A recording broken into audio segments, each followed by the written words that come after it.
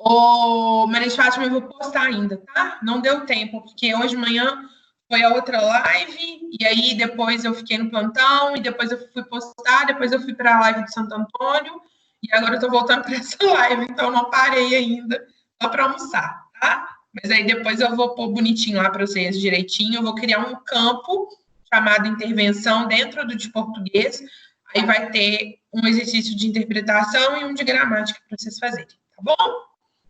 Bom, então vamos lá. Eu pedi a Cris para fazer essa aula, porque assim como de gramática, né? Depois do simulado, várias pessoas me procuraram para falar que não iam muito bem na interpretação de texto e tal. E o que eu poderia dar? Eles são opcionais, tá? Eles são por fora, assim, vai fazer quem quiser, eu vou fazer a live de correção, e aí você pode, inclusive, acompanhar a live de correção, mas não precisa fazer, não, tá? É legal que você faça, né? Tipo assim, quanto mais vocês fizerem, melhor. Mas não é obrigatório, não. Pode fazer no seu tempo também, né? Quando você tiver com vontade. Então, algumas pessoas me procuraram para falar que tinham dificuldade de interpretação de texto e se eu podia dar algumas dicas para essas pessoas. Então, eu fiz esse PowerPoint, eu vou postar depois para vocês, mas quis fazer a aula aqui também, que eu acho que fica mais interativo vocês fazerem, né? Então, vamos lá. A primeira coisa, gente, é a seguinte: interpretar um texto, geralmente, vocês fazem isso no momento que vocês estão fazendo prova, né?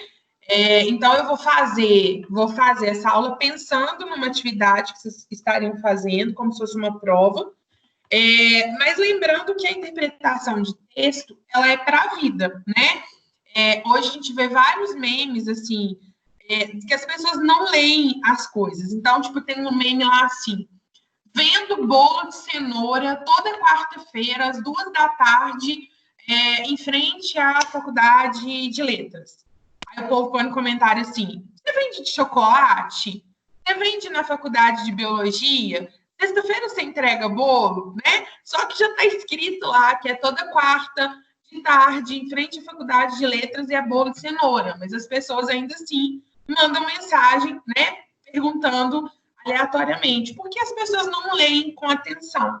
Então, assim, a primeira dica que eu dou é: você precisa ter atenção naquilo que você está lendo, né? Independente do tipo de texto que se é um texto de jornal, se é uma mensagem de WhatsApp, principalmente hoje em dia, a gente está no WhatsApp que todo mundo conversa ao mesmo tempo, né? E aí você está no grupo da sua família, que tem sua avó, sua tia, sua mãe, seu pai, sua irmã, todo mundo conversando, às vezes todo mundo conversando de assunto diferente, né? Sua avó está conversando com sua tia do bolo que elas fizeram ontem, sua mãe manda um meme lá e tá rindo, sua irmã tá te mandando uma mensagem falando lá da sua prima que mandou um negócio no dia anterior, e paralelo ao grupo da família, que tem todo mundo, tem um grupo, tem você, sua irmã e sua prima para debochar do grupo da família, né? Então, tipo assim, é muita informação, é muito texto ao mesmo tempo, é muita coisa sendo falada ao mesmo tempo. E a gente, vocês principalmente, né? A minha geração muito menos, assim, porque a minha geração, na verdade, eu vi o WhatsApp surgir, né?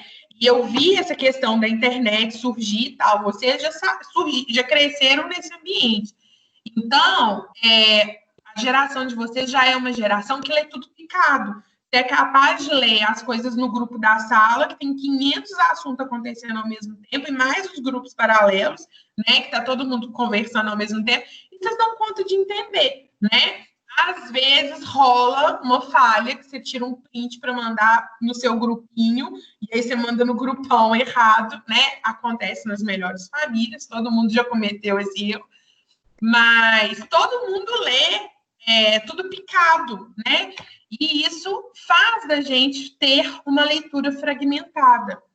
Outra coisa que eu acho que é muito fragmentado, e vários de vocês vão concordar comigo, quando vocês vão fazer uma prova de português de interpretação, a maioria de vocês, eu acredito, que lê a prova, o texto, uma vez só, aí vai fazer as questões. Aí pegou, né, sei lá, vou pegar meu caderninho aqui.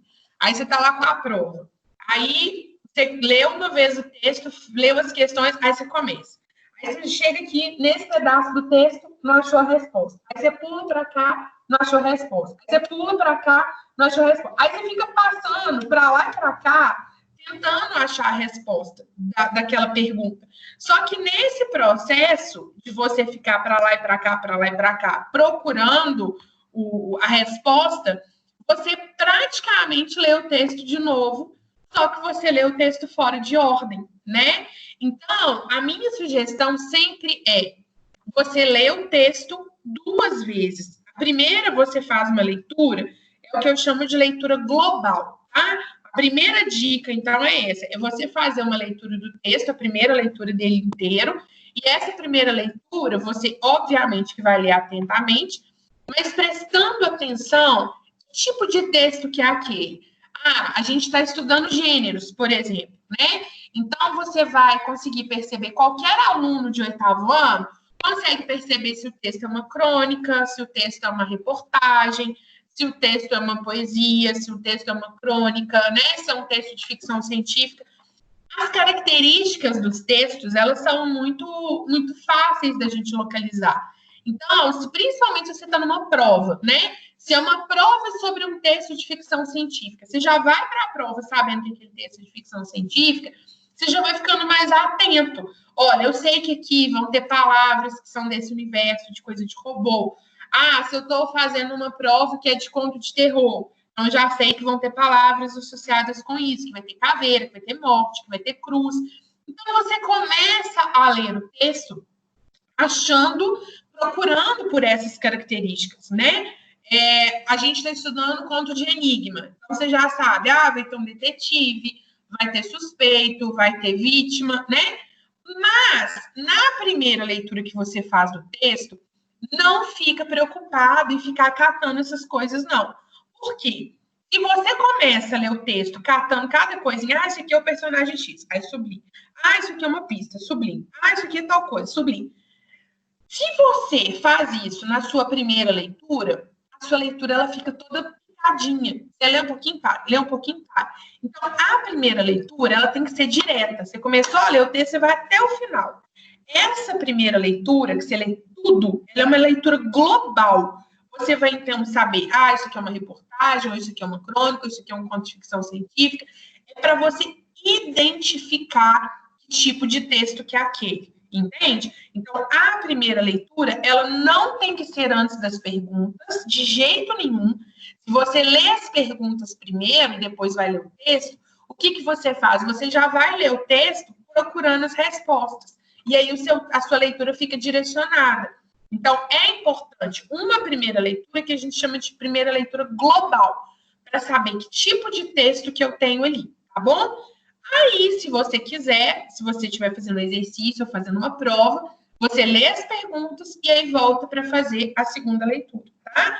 Bom, cada tipo de texto, ele tem uma finalidade, né? Se você tem um texto que é uma notícia de jornal, ele é um texto informativo, ele vai trazer determinados fatos e situações para informar o leitor sobre aquele acontecimento. Se é uma crônica, você vai ter um texto mais de entretenimento, que quem vai ler, vai, né, ler aquilo ali se divertindo, vai ter um tipo de linguagem mais poética. Se você está lendo um texto de ficção científica ou de conto de enigma, você já sabe que ele vai ter características específicas daquele gênero. Então, você, ao procurar isso, você já começa meio que se preparar para o tipo de coisa que vai estar escrito ali.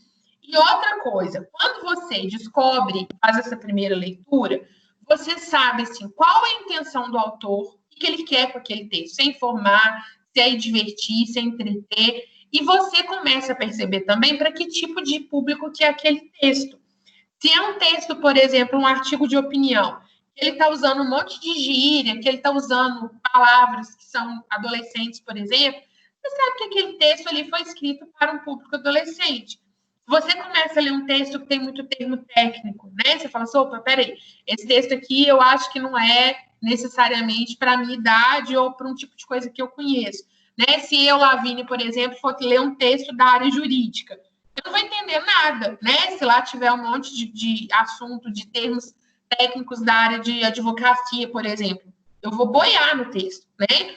Então, quando você faz essa primeira leitura, você começa a pontuar esse tipo de coisa. Que tipo de texto que é, o que o autor quer com esse texto, quais são os objetivos que ele quer alcançar, para que público que ele está escrevendo. E isso já te dá mais segurança da resposta que você vai dar, né? Bom, aí depois, olha só, acontece de algumas vezes a gente está lendo um determinado texto e não entender uma frase, né? Faz o possível para voltar, ler essa frase de novo e tentar entender o que ela está querendo dizer. Às vezes, a gente pular um trecho que a gente não entendeu no texto, ele pode fazer a gente ficar agarrado lá na frente, né? Aquele pedacinho ali que a gente pulou, que a gente achou assim, aqui não estou conseguindo entender, azar, né? Não faz isso, não. Tenta voltar e entender o contexto. Inclusive, muitas provas de português, ou atividades mesmo, elas lidam com um tipo de exercício, que é aquele que fala assim, o que o autor quis dizer nessa expressão, né? Ou, nessa frase aqui, o que o autor estava querendo dizer com essas palavras. E aí, muita gente responde esse tipo de questão sem voltar no texto, né? A pessoa responde aleatoriamente, da cabeça dela, às vezes, né? Tipo assim, é uma expressão comum. Ela vai lá e responde a expressão baseada naquilo que ela sabe. Só que, às vezes, aquela expressão dentro do texto, ela tem um sentido diferente, né? Às vezes, ali dentro do texto, ela vai ter uma ambiguidade, né? Ambiguidade é quando você tem uma coisa que tem duplo sentido. Então, uma expressão fora do texto, ela pode significar uma coisa, e dentro do texto, ela pode significar outra. O que é bom a gente fazer? Você pode marcar aquela expressão ali, porque às vezes você está lendo o texto pela primeira vez e nessa primeira leitura você não conseguiu entender muito bem o que aquela expressão quis dizer. Mas na hora que você acabou de ler o texto como um todo, aí você volta lá e fala assim, se bem que dentro desse contexto aqui, eu acho que essa expressão quis dizer tal coisa, né? Então, assim, o que eu quero dizer é, não descarta essa expressão ou essa frase que você não entendeu, né? Não deixa ela solta, não. Marca ela para você voltar nela depois e tentar decifrar o que ela quer dizer, tá? Sempre ficando atento com o contexto. Geralmente, quando é texto que a gente pede na prova, assim, o que o autor quis dizer com tal expressão? Geralmente, no próprio parágrafo que tem a frase, a gente consegue achar a resposta, né? O autor mesmo se explica ali em algum momento. Então, isso pode facilitar para vocês. Tá? Outra coisa, a questão aqui, eu estou colando aqui do PowerPoint para depois passar para vocês. O que eu tinha falado das questões, né? Se for uma prova, as questões você vai ler na hora que você acabou de fazer essa primeira leitura global. Aí tem muita gente que fala assim, nossa, Lavínia, mas eu vou ler o texto 2 vezes, eu vou perder muito tempo. Na verdade, você não está perdendo tempo, você vai ganhar tempo. Porque naquele processo que eu falei para vocês, vocês pegam a prova, lê o texto uma vez só rápido, aí depois você começa a procurar a resposta, você fica para cá, para cá, para cá, para cá. Você está lendo o texto pela segunda vez, só que você está lendo ele fora de ordem. Então, é muito melhor você ler o texto 2 vezes e ler esse texto na ordem. Então, você lê o texto a primeira vez, aí sim você pode olhar as perguntas, aí você volta para o texto e lê ele a segunda vez. Porque aí, como você já tem uma ideia global do que se trata e você já viu as perguntas, essa segunda leitura você já vai estar mais orientado para onde que você tem que procurar as suas respostas, né? E aí, gente, quando eu falo dessa leitura global, vamos supor que a gente está falando de um conto de enigma, por exemplo, tá? Então, suponhamos que lá no conto de enigma, no início do texto, eu estou falando de um sapato que está lá no canto da casa, né? Porque na hora que o detetive entrou e tal, tinha um sapato no canto da casa. Quando eu estou lendo o texto pela primeira vez, eu não sei se esse sapato vai ser importante para a história ou não. Agora, na hora que eu chego lá no final da história, na primeira leitura que eu estou fazendo, aí fala assim, o detetive conseguiu perceber que as pegadas que tinham lá na área da casa, onde ocorreu o assassinato, eram exatamente o desenho da sola do sapato que ele achou lá no início da história. Então esse sapato é super importante para a história, ele que deu uma pista, né? Agora, se eu tô lendo pela primeira vez e depois nunca mais apareceu esse sapato na história, ele apareceu ali como uma pista falsa, ele estava ali para poder encher linguiça no texto. Então, vocês entendem que numa primeira leitura, até eu conseguir chegar no final da história, eu não sei a importância daquele sapato. Eu só vou conseguir saber se aquele sapato é importante para a história na hora que eu terminar o meu texto. Então, quando você lê pela segunda vez, você já começa a ler, apareceu o sapato, você já ligou. Ah, esse sapato é o que ele ajuda a achar a pista lá no final do texto. Esse sapato é importante para a história. Vou fazer um xizinho nele aqui, né? Se você está lendo o texto pela primeira vez, você vai saber se você tem que pôr um X no sapato? Não, você não sabe se ele é importante, né? Agora, na segunda leitura, você já vai marcando. Isso é uma coisa também, gente, é um recurso que eu acho que vocês têm que usar muito.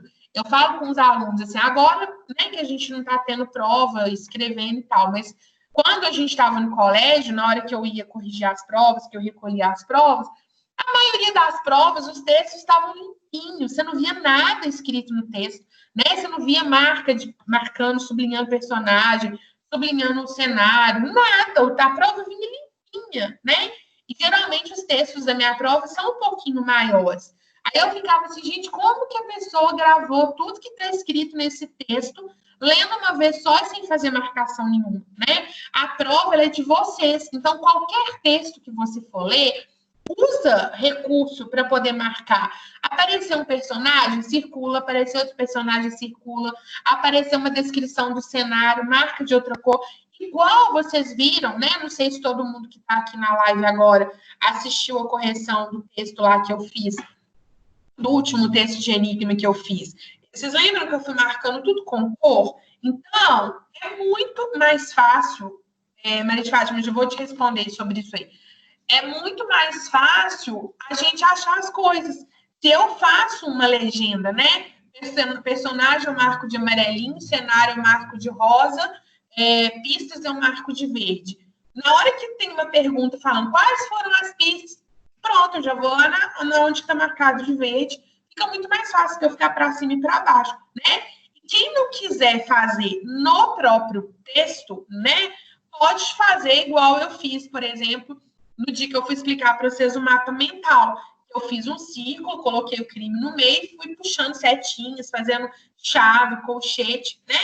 Que é você construir um mapa mental do texto. E isso não vale só para um texto de português. Na hora que você está estudando história, você pode fazer um mapa mental de história também, né? E isso ajuda muito. Então, eu vou fazer um parênteses aqui só para responder a dúvida da Maria de Fátima.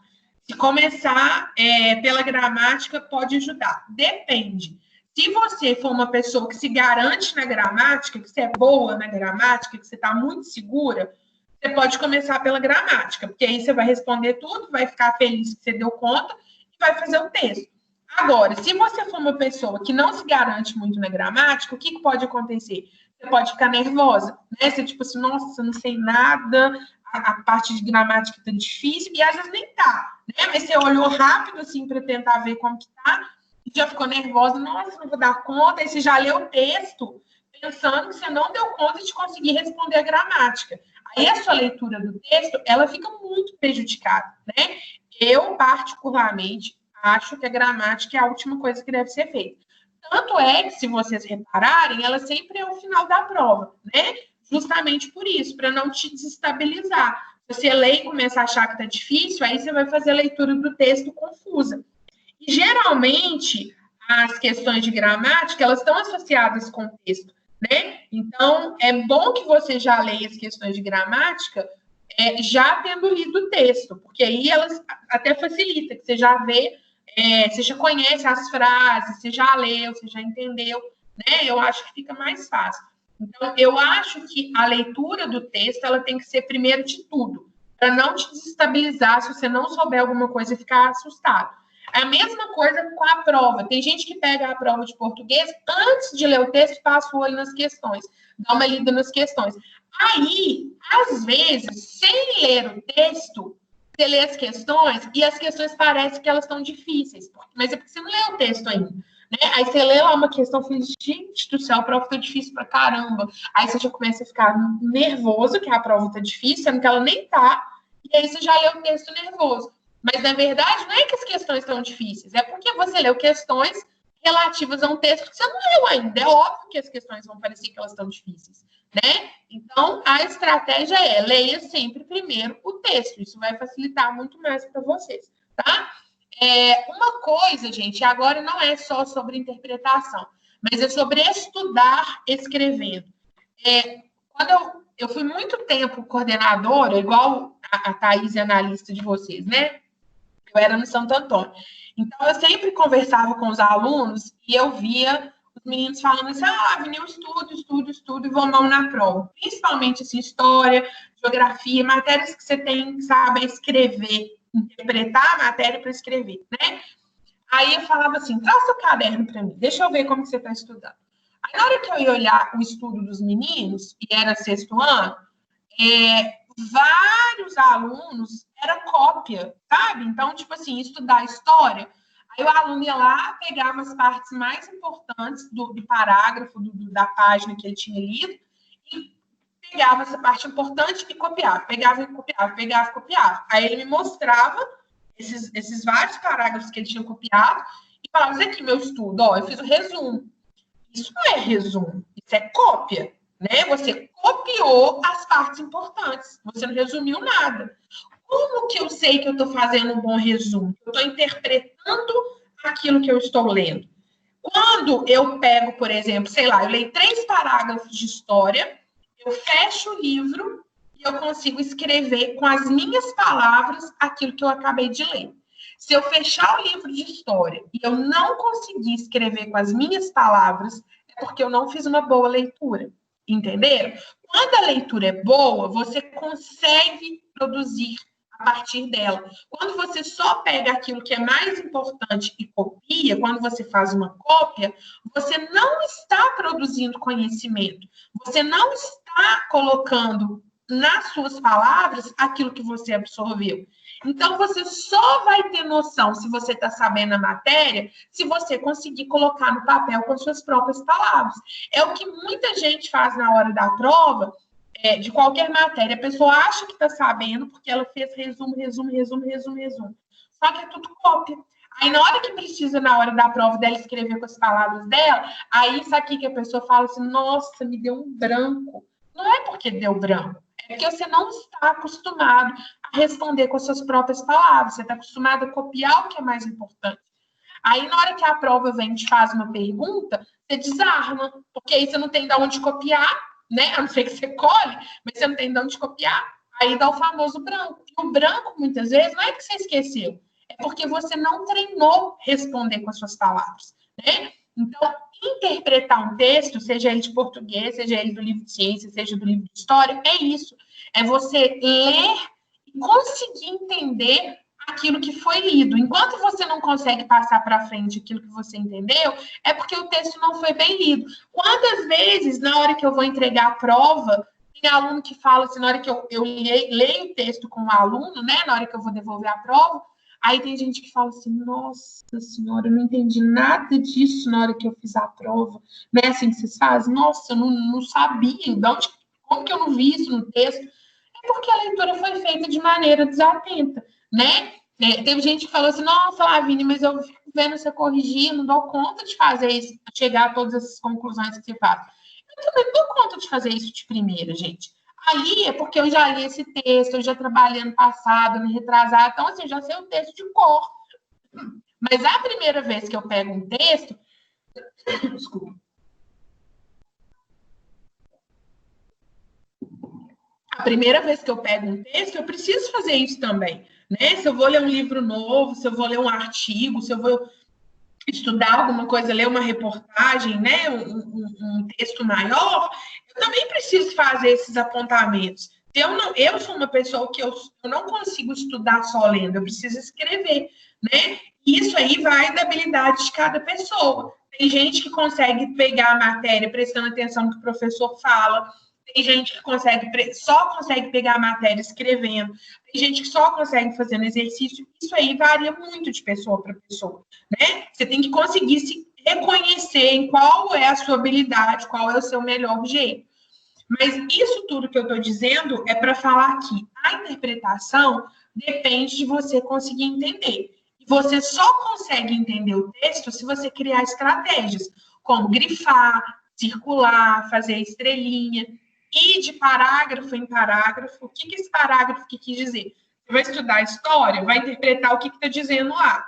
Tem gente que às vezes lê uma página inteira, na hora que acabar a página, olha para a parede e fala assim, nossa, eu não lembro nada que eu acabei de ler aqui. Por quê? Leu sem atenção, né? Se você começa a ler... Gente, espera só um pouquinho que meu interfone está tocando.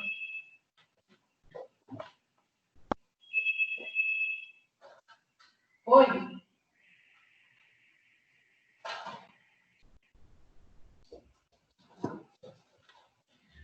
Voltei. Se você começa a ler prestando atenção, né, de parágrafo por parágrafo, principalmente um texto de história, por exemplo, né, geografia, quando é geopolítica, por exemplo, se você vai lendo parágrafo por parágrafo, fica muito mais fácil você conseguir entender aquilo que está sendo passado, né? Então, essa dica aí de interpretar pedaço por pedaço também é uma dica boa, tá? Bom, outra coisa, a ideia do parágrafo, eu já acabei falando com vocês. Outra coisa, a gente tem o hábito de não procurar palavras que a gente não conhece. Então, às vezes, a gente estuda sem olhar no dicionário, por exemplo, né? Se você olha no dicionário, você consegue perceber que determinada palavra, dentro daquele texto, ela tem um sentido especial, um sentido diferente. O texto do Pierrot que a gente trabalhou, por exemplo, né? O que acontecia? No texto do Pierrot, eu coloquei para vocês qual era, né, a definição de Pierrot, que era um personagem que havia sido trocado, que a mulher havia abandonado ele. Se os alunos do ano passado, por exemplo, eles fizeram aquela prova sem saber o que era Pierrot, né? Eu não coloquei na prova para eles a definição. Eu coloquei para vocês esse ano porque eu peguei a prova e fiz ela em forma de exercício. Então, o que acontece? Quando eu tenho conhecimento de determinada palavra, aquilo facilita a minha interpretação de texto. Então, se eu estou em casa, se eu estou estudando, ou se eu estou fazendo exercício na sala de aula, né? Nos tempos de sala de aula, se eu tiver a oportunidade de pegar um dicionário, ou mesmo hoje, né, no Google, jogar lá na Wikipedia e tal, e olhar, eu consigo fazer o meu entendimento daquele texto ser muito melhor.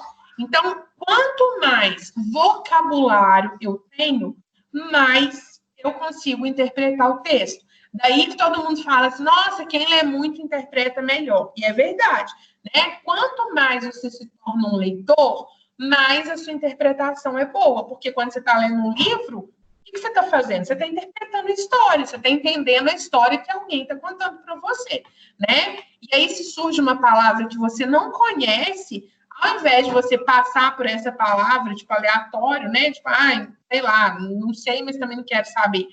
Você vai se tornando um leitor e vai lendo as coisas de maneira superficial. Você vai lendo as coisas sempre por cima, sem perceber que, às vezes, aquela palavra ali, ela tem um sentido diferente. O autor não escolheu aquela palavra aleatoriamente. É igual o personagem desse texto. Vocês acham que o autor escolheu colocar o personagem do Pierrot aleatório?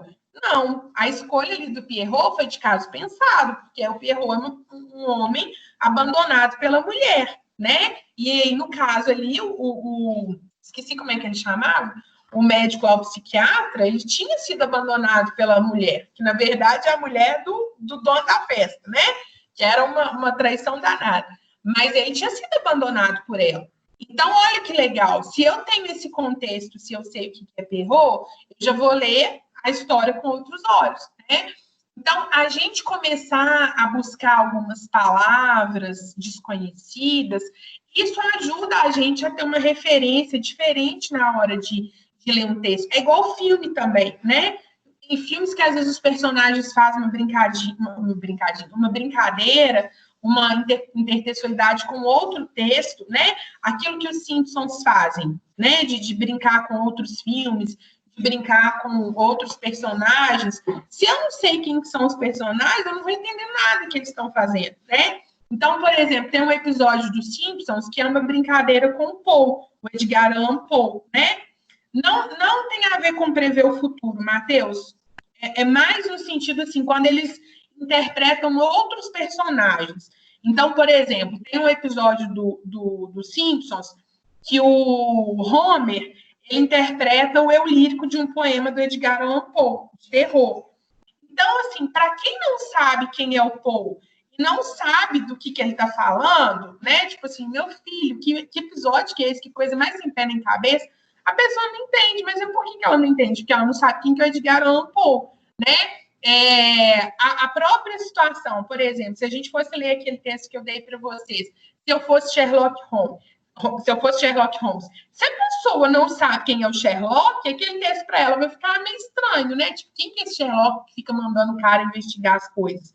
Entenderam? Então, quanto mais eu tenho conhecimento de mundo, né? Quanto mais eu sei de coisas do mundo, de personagens, de filmes, de música, muito mais eu tenho conhecimento para interpretar um texto, né? Aí aquele texto, uma palavra, um provérbio, uma citação que aparece ali. Quer ver um provérbio que tinha lá no texto? Aquele do colher, como que chama? Do colher verde, jogar verde para colher maduro, né? Aquilo lá é uma expressão que a gente usa no dia a dia. Então, às vezes a pessoa nem fazia ideia daquela expressão. É uma expressão mais antiga também, né? Mas é uma expressão que é levada para dentro do texto. Quem já sabe aquela expressão, que já ouviu em alguma situação, já absorveu aquela expressão em alguma situação, na hora que lê o texto ficou muito mais fácil para a pessoa, né? Então é disso que eu estou falando. Quanto mais a gente lê, quanto mais a gente vê filme, quanto mais a gente ouve música, quanto mais a gente assiste a uma peça de teatro, mais referência a gente tem. Aí, na hora que aparece uma citação dentro de um texto, a gente, isso aqui está fazendo uma citação ao fulano de tal, né?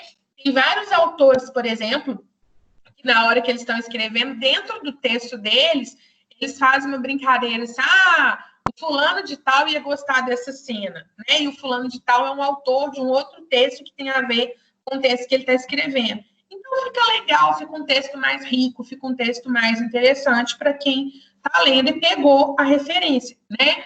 Tem um livro que chama O Guia do Mochileiro das Galáxias. É um livro que todo ano eu fico querendo... Carol, depois eu falo. Esse livro, eu sempre fico querendo dar para vocês lerem no 8º ano, porque é um livro de ficção científica. Tipo, ele é o clássico da ficção científica, assim, e é muito legal. Eu já comentei com o Daniel e com o Saulo, para a gente poder, né, o que eles achavam da gente trabalhar esse livro, e eles falam isso, eles falam assim, o livro tem muita referência de coisa que os meninos não conhecem ainda. Então, vai ter um monte de parte do livro que a gente vai ficar, vocês vão ficar tipo, oi, o que você está falando? Né? E, na verdade, é porque são referências que vocês ainda não possuem, vocês ainda não têm, né? Então, assim, a gente ter esses conhecimentos, né, de mundo ajudam na leitura. Por isso que a gente fala que quem lê mais fica melhor na interpretação de texto, tá? Então, falei da questão do vocabulário, falei do mapa mental para a gente fazer. Então, só voltando nessa questão do mapa mental. Se você não quiser ir marcando no texto com canetinha, cores diferentes, fazendo uma legendinha, você pode fazer um mapa mental também, né? E aí, gente, isso é muito individual. Cada pessoa vai perceber qual que é o seu jeito melhor de estudar, né? Tem gente que estuda melhor fazendo o mapa mental, tem gente que prefere fazer por escrito mesmo, né? Em vez de tópico, escrever a resposta toda. E aí, dentro de uma questão de prova, isso ajuda muito. Porque, olha só, se você estuda só fazendo tópico, e chega na hora da prova, você precisa redigir um parágrafo bem elaborado, você vai ter problema, concorda? Você está treinando só tópico. Você está estudando só mapa mental, fazendo mapa mental. Aí chega lá na prova, redija um parágrafo bem elaborado.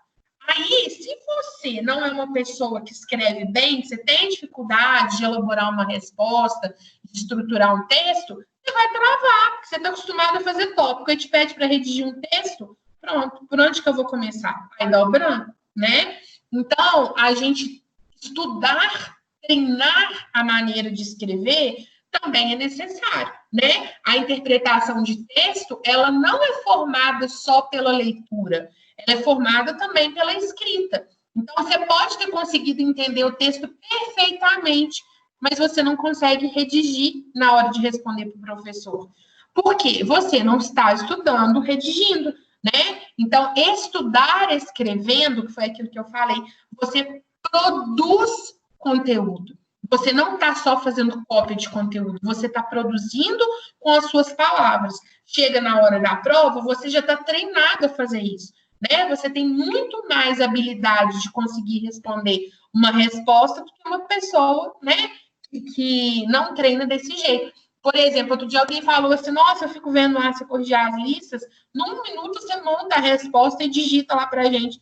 Prática, né, gente? É lógico que não é de uma hora para outra. É como eu falei, eu já li aquele texto várias vezes, eu já sei mais ou menos qual que é a resposta. Então, a prática leva à perfeição. Quanto mais eu vou treinando a resposta, mais bem elaborado vai ficando o meu texto, né? Então, é praticar, tá bom? Carol, você queria que eu lembrasse o quê? As características ou quais que a gente viu esse ano? A gente viu conto fantástico, ficção científica, conto de terror e conto de enigma, né? Então, o conto de enigma é a ideia do mistério, né? Falando assim bem rapidinho.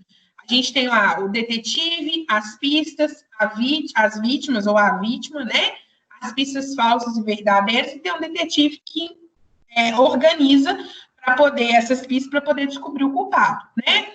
No conto fantástico é aquele que você tem dois planos narrativos. Você tem aquela ideia que é surreal, que é uma coisa totalmente fora da nossa realidade, e o plano real, que é como se eu pudesse explicar aquela coisa fora do real. Então, você pode falar que foi um sonho, você pode falar que foi alucinação, você pode falar que foi um delírio, que é coisa da memória, e fica aberto para o leitor, né? O leitor que vai decidir se aquilo foi um sonho ou se aquilo aconteceu de verdade. A ficção científica, a gente vai criar um mundo futuro ao que a gente vive, né? Não necessariamente ao que a gente vive, mas eu vou criar uma história que mostra um tempo que ainda não chegou para os personagens da história, né? Então, posso criar um mundo, por exemplo, completamente sustentável e ecológico, eu posso criar um mundo oposto que está todo destruído, eu posso colocar seres que sofreram mutação, eu posso colocar zumbis que vieram após um apocalipse, né? Enfim, eu vou criar mundos diferentes daquele que eu vivo, mas sempre baseado na ciência. Aquilo que eu inventar no futuro precisa ser baseado na ciência, tem que ter um fundamento científico, né? E, por último, o conto de terror, que é o que a gente viu que precisa de ter um perigo iminente, né? A gente fica esperando que algo de ruim aconteça, mas não necessariamente vai acontecer, mas você fica naquela tensão de esperar que alguma coisa de ruim aconteça com o personagem. E aí o vocabulário vai ajudar bastante, né? Então você tem lá cruz, caveira, morte, escuridão, silêncio, né? Todos aqueles elementos que a gente listou, tá? Pode, Duda, pode falar no microfone. Eu até prefiro que vocês façam pergunta no microfone, para eu não achar. Tudo bem? Estou vendo esse Yoda do Matheus aqui, ó. Eu fico dando aula pro Yoda me olhando com essa cara de lerdo dele. Relaxa que sou eu mesmo, essa imagem. Pode falar, Duda. No trabalho que teria que fazer o mapa mental, eu já fiz o mapa mental e queria sua opinião. Porque, assim, o assassinado que foi o Jorge, eu coloquei o nome dele, assim, no meio da folha. Você tá falando já? Não tô te ouvindo, não.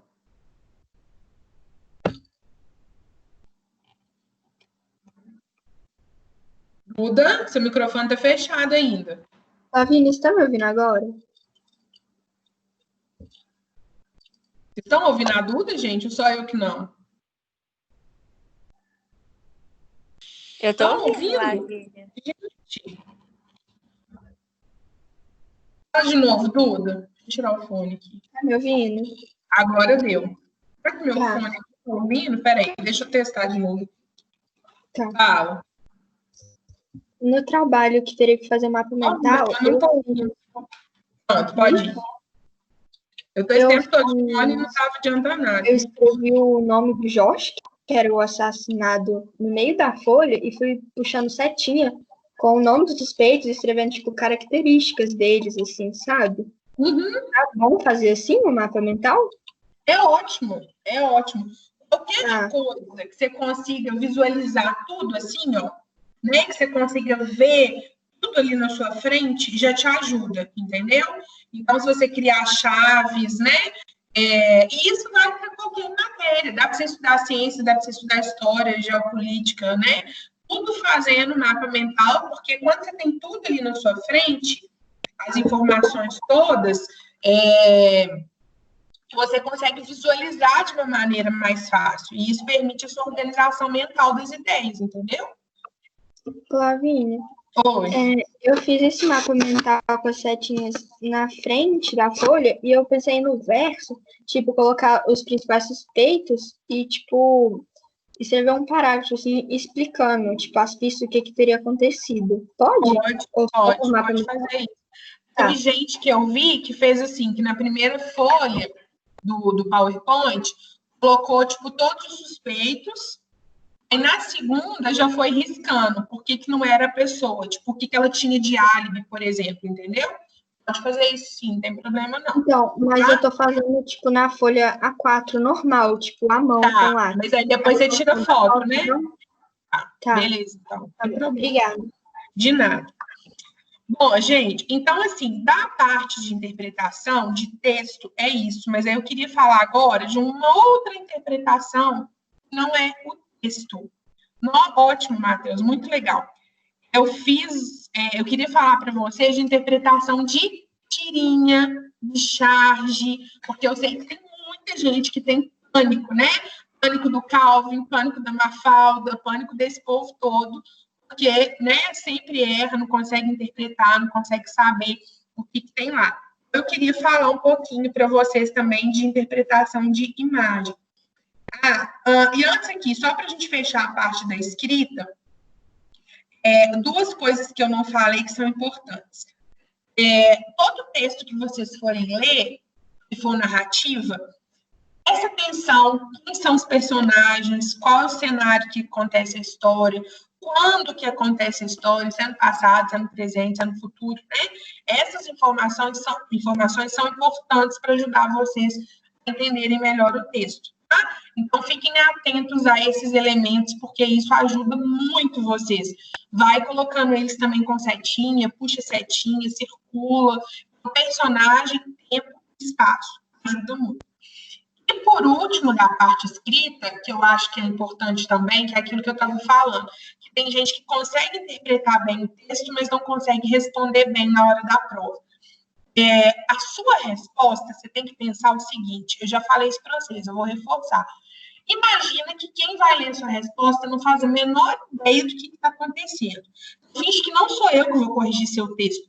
Finge que alguém vai achar sua resposta perdida lá no meio do mato, vai abrir esse papel com a sua resposta anotada, e essa pessoa, ela tem que dar conta de saber o que foi perguntado. Então, eu vou falar de uma maneira bem simples, tá? Só para vocês entenderem a lógica. Se eu achar um papel escrito assim, amarelo, eu vou pensar assim, o que pode ter sido perguntado?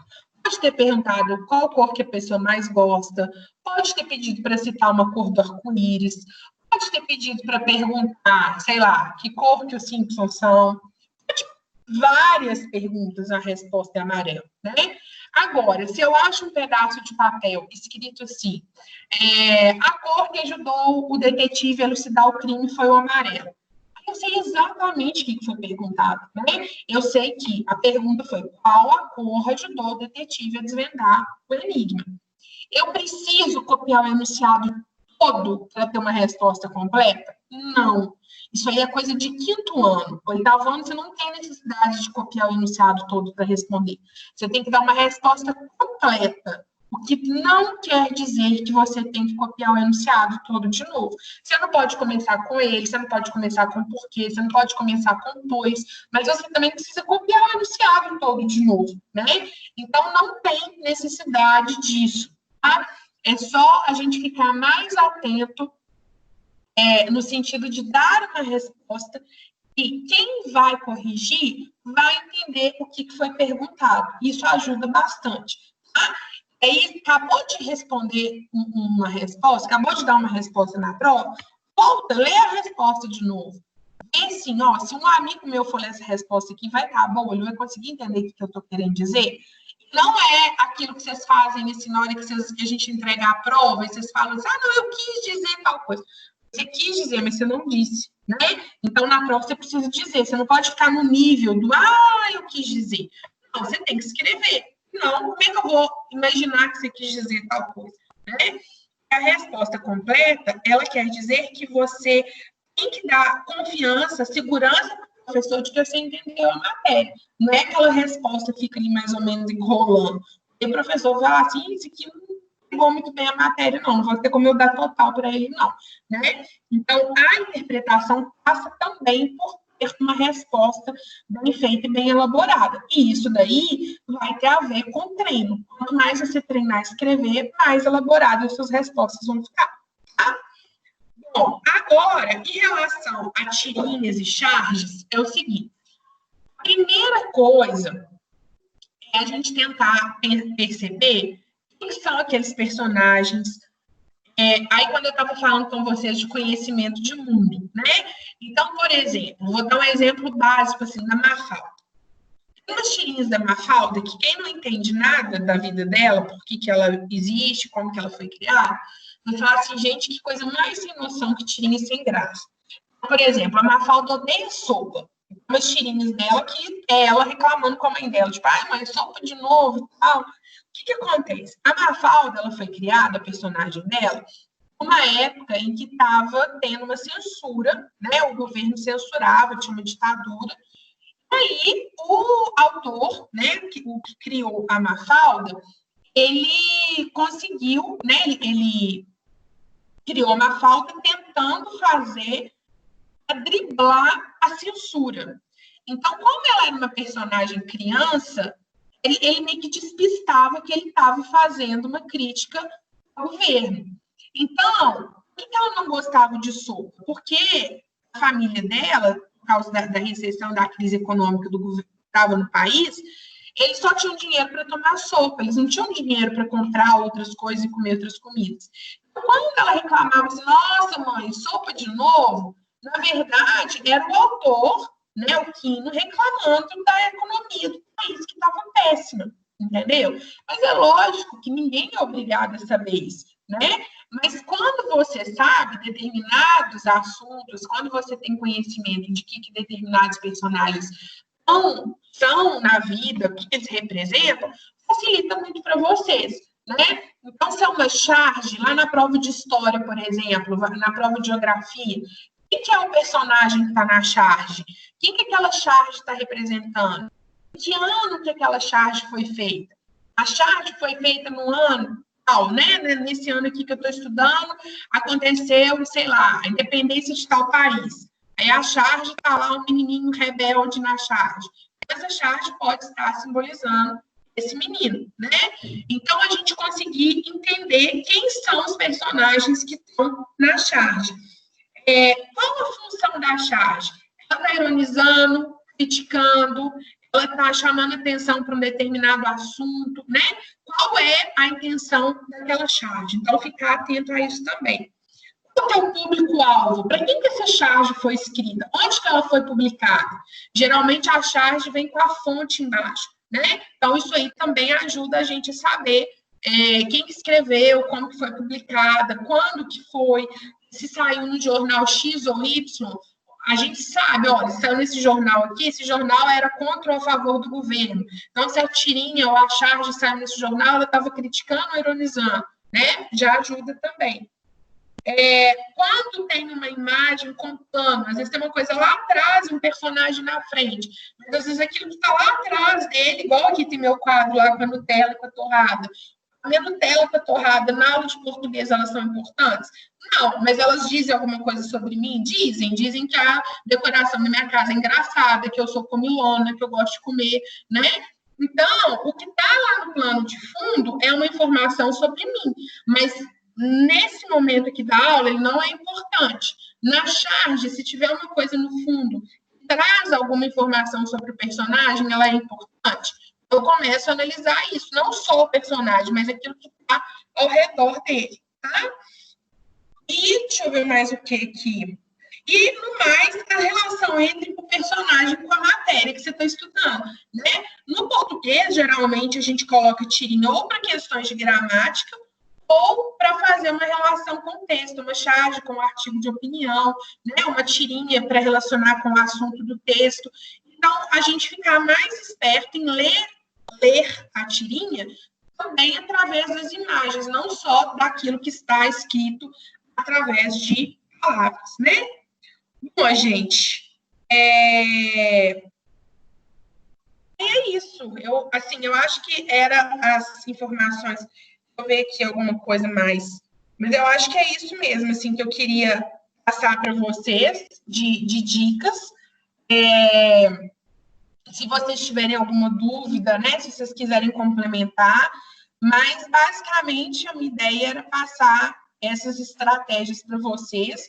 E aí eu vou colocar esse PowerPoint, né? Vou colocar essa live e o PowerPoint para vocês lá no site, para vocês lembrarem de usar esses recursos aí que foram falados aqui na live. Tá bom? Então é isso. Foi útil? Gostaram? Tem alguma dúvida? Vocês querem falar assim, Lavínia, eu faço tal coisa, você acha que é bom, que não é? Tudo ok? Tudo sob controle? Então tá bom. Muito bem, gente. E aí, qualquer dúvida que vocês forem tendo também, vocês vão me mandando lá no chat, que a gente vai respondendo, tá? Vamos ver. Matheus, eu não olhei ainda. Minha vida, eu vou mudar, né? Eu vou mudar de casa sábado, Matheus. E aí, eu tô, tipo assim, arrumando mudança, fazendo live, preparando aula, tipo, tá, minha vida tá um caos. Depois de sábado, eu tenho, né, assim, e para onde eu vou mudar, tava tendo obra, reforma. Eu tava cuidando de reforma e dando aulas, assim, então minha vida tá muito conturbada. Aí, eu tenho certeza que depois de sábado, as coisas vão ficar mais tranquilas. Eu juro que eu vou olhar sobre o joguinho, tá? Prometo, tá aqui, ó, na live, prometido para todo mundo. Pode, Carol, pode me mandar assim que eu dou uma olhada para você, tá bom? Sim, isso aí, Carol, é fundamental. Nossa, eu não falei disso, isso é muito importante. Sempre que puder, colocar elemento do texto na resposta, porque aí você dá muito mais, vou até acrescentar isso aqui no PowerPoint, você dá muito mais credibilidade para a sua resposta, né? Você não mostra que você só decorou a teoria, mostra que você pegou a teoria e conseguiu achar a teoria dentro do texto. Você mostra que você sabe a teoria e ainda dá exemplo. Aí não tem nem como o professor tirar seu ponto, né? Porque está provando para ele que você aprendeu. Ó, eu sei que é isso, eu ainda posso te dar esse exemplo aqui para provar, né? Então, assim, é o melhor tipo de resposta possível que você pode dar, tá? Mais alguma dúvida, gente? Então, tá bom. Um beijo para vocês. Até a live de sexta, tá bom? Qualquer coisa, vocês me mandam no chat que eu respondo assim que der, tá? Beijão. Até mais.